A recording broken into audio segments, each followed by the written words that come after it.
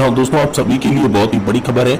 अगर आप राज्य कर्मचारी है या फिर केंद्रीय कर्मचारी है, रिटायर्ड सभी कर्मचारी पेंशन धारक और जो भी यहाँ पर प्राइवेट सेक्टर में जॉब कर रहे हैं, उन सभी कर्मचारी पेंशन धारकों के लिए बहुत ही बड़ी खबर है। जी हाँ दोस्तों, लंबे समय से चली आ रही मांगों को लेकर पेंशन धारकों के लिए बड़ा फैसला हुआ है। जी हाँ दोस्तों, सभी पेंशन धारकों के लिए एक बड़ा तोहफा यहाँ पर जारी कर दिया है, केंद्र सरकार के द्वारा जारी कर दिया जा चुका है, जिसमें दोस्तों आप सभी पेंशन धारकों को बोनस के रूप में भी यहाँ पर ऐलान किया जा चुका है। वही दोस्तों 5,000 रुपए मेडिकल भत्ते को लेकर भी बड़ी खबर सामने आई है। साथ ही कर्मचारियों के फिटमेंट में 2.57 से बढ़ाकर 2.91 करने की भी यहाँ पर बड़ी खबर आप सभी के लिए सामने आई है। केंद्रीय कैबिनेट की बैठक में पेंशनर्स के लिए 5 बड़े तोहफे जारी कर दिए गए हैं, जिसमें 18 माह के डीए एरियर को लेकर भी बड़ी खबर आप सभी पेंशन धारकों के लिए निकल कर आ चुकी है। तो दोस्तों एक एक खबर को जानेंगे विस्तार से, इसलिए आप वीडियो को लास्ट तक देखें। और इससे पहले चैनल पर अगर पहली बार विजिट कर रहे हैं तो दोस्तों चैनल को सब्सक्राइब करके बेल आइकॉन जरूर प्रेस कर लें। तो चलिए दोस्तों खबरों का सिलसिला बिना किसी देरी के शुरू करते हैं। पहली बड़ी खबर, पेंशन धारकों की लगातार बढ़ रही मांग को देखते हुए पेंशन बढ़ोतरी और अन्य मांगों को लेकर बड़ा फैसला केंद्रीय कैबिनेट की बैठक में किया गया। जी हां दोस्तों, केंद्रीय कैबिनेट की बैठक में 7,500 प्लस डीए को लेकर गहन चिंतन मंथन और विचार के बाद आप सभी के लिए बड़ा फैसला केंद्रीय कैबिनेट की बैठक के द्वारा कर लिया जा चुका है। जी हां दोस्तों, पेंशन धारकों की मांग 7,500 प्लस डीए, साथ ही साथ फ्री मेडिकल की सुविधा पति और पत्नी को और उच्च पेंशन का विकल्प सभी पेंशन धारकों के लिए खुला किया जाए। और सुप्रीम कोर्ट का जो ऑर्डर आया था 4 नवंबर 2022 को, उसे सुचारू रूप से लागू करने को लेकर यहाँ पर बड़ी मांगें उठाई जा रही थी। तो इन्हीं मांगों को लेकर कैबिनेट की बैठक में बड़ी चर्चा के बाद यहाँ पर वित्त मंत्री निर्मला सीतारमण और श्रम और रोजगार मंत्री भूपेंद्र यादव ने बड़ा ऐलान किया, जिसमें वित्त मंत्री ने यहाँ पर वित्तीय बजट जारी कर दिया है पेंशन धारकों के लिए। साथ ही श्रम मंत्री ने यहाँ पर मेडिकल भत्ते को लेकर बड़ा ऐलान किया है। और साथ ही साथ आप सभी के डीए बढ़ोतरी को लेकर बड़ी खबर निकलकर सामने आ चुकी है दोस्तों। जी हाँ दोस्तों, पेंशन धारकों का डीए जो होता है वो दोस्तों पेंशन बढ़ाने में बहुत ही सहयोग करता है। तो दोस्तों एक बार फिर से आप सभी को यहाँ पर 4% डीए बढ़ोतरी का लाभ मिलने जा रहा है। केंद्रीय कैबिनेट की बैठक में इस पर फैसला होने वाला है। जी हाँ दोस्तों, आप सभी का जो डीए हाल फिलहाल में आप सभी को 42% मिल रहा है। पहले जो आपको डीए 38% मिलता था, जिसके बाद केंद्र सरकार ने 4% डीए को बढ़ाकर 42% किया था। और एक बार फिर से पहले से ये उम्मीद जताई जा रही थी कि 4% की बढ़ोतरी होगी, क्योंकि जो AICPI इंडेक्स के आंकड़े थे वो लगातार बढ़ रहे थे। तो इसी को देखते हुए 4% बढ़ोतरी के साथ अब आपका जो डीए है वो दोस्तों 46% कर दिया जाएगा। यानी पेंशन के साथ साथ आपको 46% डीए का भी लाभ दिया जाएगा। इस बाबत में यहाँ पर केंद्रीय कैबिनेट की बैठक के अंदर चर्चा के बाद निर्णय सामने आया है। वही दोस्तों आप सभी के लिए अगली बड़ी खबर की बात करें तो दोस्तों पेंशन धारकों को मिलेगा कर्मचारियों की तरह बोनस। जी हाँ दोस्तों, कर्मचारियों की तरह पेंशन धारकों को बोनस देने की मांग लंबे समय से चली आ रही थी। इन्हीं मांग को लेकर केंद्रीय कैबिनेट की बैठक में बड़ा फैसला यहाँ पर किया गया। जी हाँ दोस्तों, जैसे त्योहार को आता है तो दोस्तों यहाँ पर केंद्र के कर्मचारी हो या फिर दोस्तों राज्य के कर्मचारी हो, उन सभी की सैलरी के साथ साथ उन्हें भी बोनस मिलता है। तो उसी तरीके से पेंशन धारकों को यहाँ पर देखते हुए पेंशन धारकों के लिए यहाँ पर बोनस का ऐलान किया है। जी हाँ दोस्तों, पेंशन धारकों के लिए बोनस का ऐलान यहाँ पर केंद्रीय कैबिनेट की बैठक में केंद्र सरकार के यहाँ पर कर चुकी है। साथ ही साथ दोस्तों अगली बड़ी खबर की बात करें तो दोस्तों आप सभी के लिए 18 माह के डीए एरियर को लेकर बड़ी खबर है। जी हाँ दोस्तों, 18 माह का डीए एरियर आप सभी को 3 किस्तों में ट्रांसफर कर दिया जाएगा, जिसकी पहली किस्त बहुत सारे पेंशन धारकों के खाते में आ चुकी है। केंद्र सरकार के जारी आंकड़ों के अनुसार 33 लाख ऐसे कर्मचारी हैं जिनको यहाँ पर 18 माह के बकाया डीए एरियर की पहली किस्त जारी कर दी जा चुकी है। बाकी बचे हुए कर्मचारियों को यहाँ पर सितंबर अंत तक सभी के खातों में डीए एरियर की पहली किस्त जारी कर दी जाएगी। और डीए एरियर की पहली किस्त यहाँ पर आप सभी के लिए होने वाली है दोस्तों 1,18,000 रुपए की। जी हाँ दोस्तों, आप सभी के लिए बड़ी खबर निकल कर आ चुकी है कि 1,18,000 रुपए की डीए एरियर की किस्त आपके खाते में बहुत ही जल्द आने वाली है।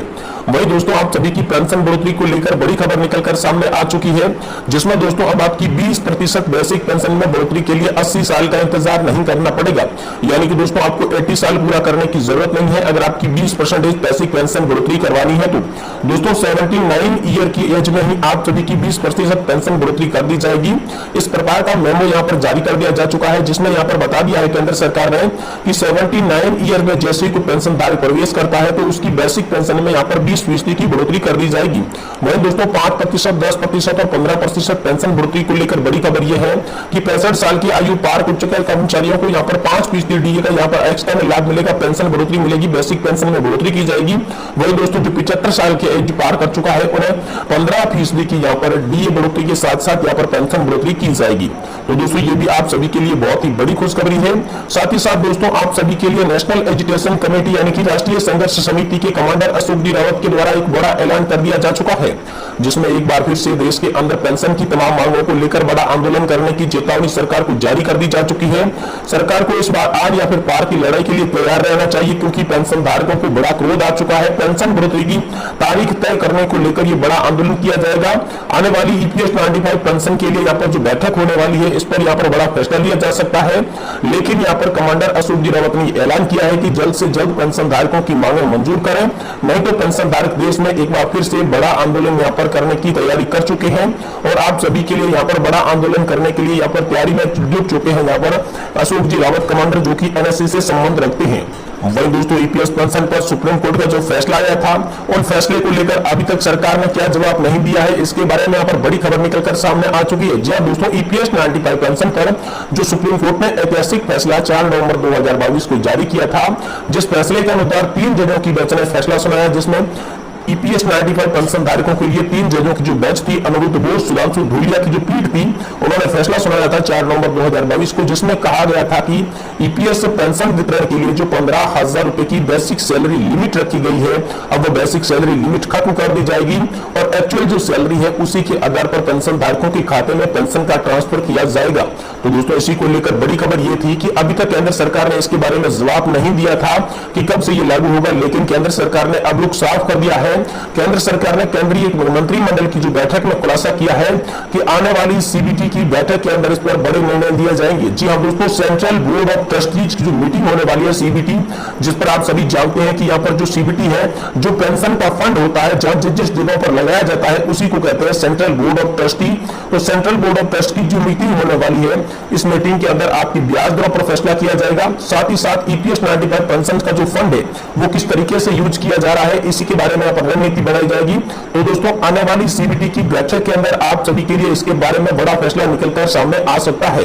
वहीं दोस्तों पेंशन धारक लगातार बड़े प्रदर्शन कर रहे हैं और साथ ही साथ पेंशन धारकों ने एक बार फिर से सरकार को चिट्ठी लिख दी है, जिसमें पेंशन धारकों ने सरकार को चिट्ठी लिखते हुए यह भी कह दिया कि अगर पेंशन धारकों की मांगे इसी माह के अंत तक मंजूर नहीं की गई तो पेंशन धारक देश में एक बार फिर से बड़ा आंदोलन ही नहीं, दोस्तों सरकार को इस बार आर या फिर पार के लिए तैयार रहना चाहिए। क्योंकि दोस्तों उन्होंने कहा है कि 2024 का चुनाव पेंशन धारकों के लिए अहम होने वाला है। 2024 के चुनाव से पहले पेंशन धारकों की तमाम मांगों पर अगर कोई भी मंजूरी या फिर सहमति नहीं बनती है तो इस बार दोस्तों यहाँ पर पेंशन धारक जो है वोट फॉर ओपीएस या फिर बीजेपी को वोट न देकर विपक्ष पार्टी को वोट दे सकती है। इस बारे में यहाँ पर रणनीति बना चुके हैं। तो इसी को देखते हुए लगातार पीएम मोदी की सरकार लोक लुभावने वादों के जरिए पेंशन धारकों के वोट साधने की बात कर रही है। पेंशन धारकों को लगातार नए नए झांसे दे रही है, लगातार पेंशन धारकों को आश्वासन दे रही है, लेकिन तमाम मिल रहे आश्वासनों के बावजूद भी पेंशन धारकों की एक भी मांग पूरी होती हुई नहीं नजर आ रही है।